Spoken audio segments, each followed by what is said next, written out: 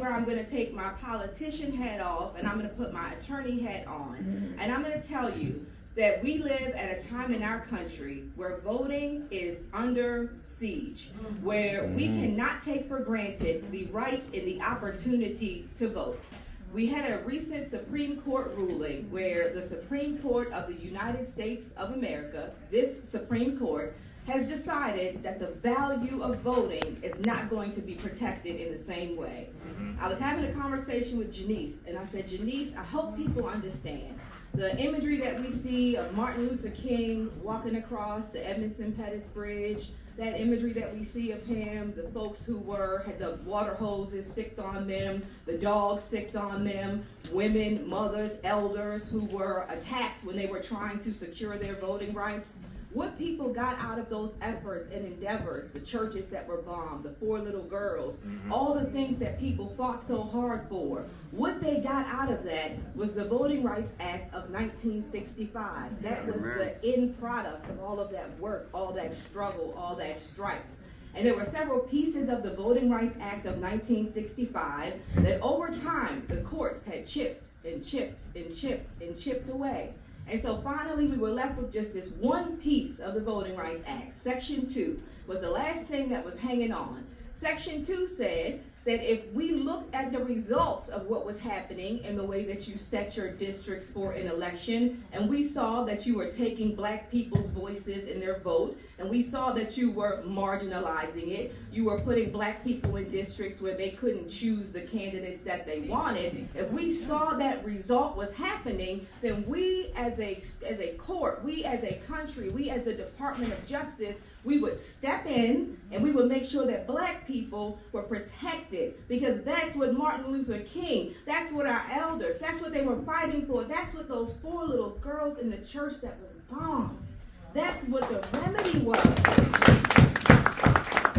That was the last thing that we had that we were holding on to. And just days ago, this Supreme Court decided that that was not worth protecting.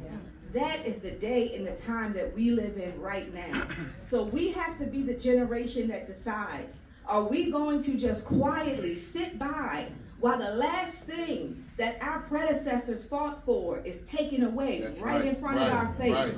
Are we just going to sit by? Are we going to allow it to fade away quietly? Are we going to say nothing? Are we going to do nothing? Are we going to be about nothing? Or are we going to organize our people? Are we going to be as great as our ancestors and our predecessors? Are we going to be as brave as them? I hope Pete Smith doesn't mind me saying this, but he and I were having a moment where we were discussing some of our frustrations. And we were discussing how we were worried that if some of the folks who are in charge of some of the things today had to make the sacrifices that our forefathers were called on to make, that we might not be where we are if the people who exist now were time traveled back to 1965. Come on the now, same folks who decided to walk to work for 180 days in Montgomery, Alabama.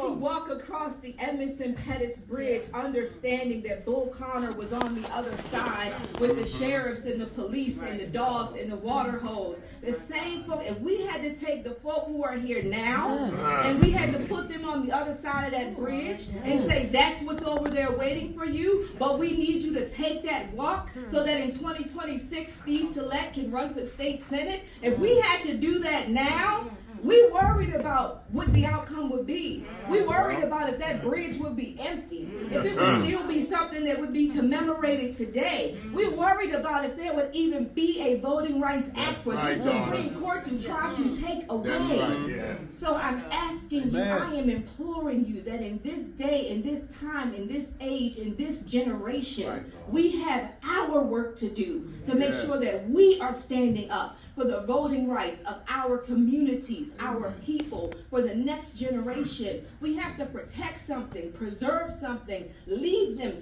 something to be able to work with. If they could do what they did, certainly we can bring souls to the poll.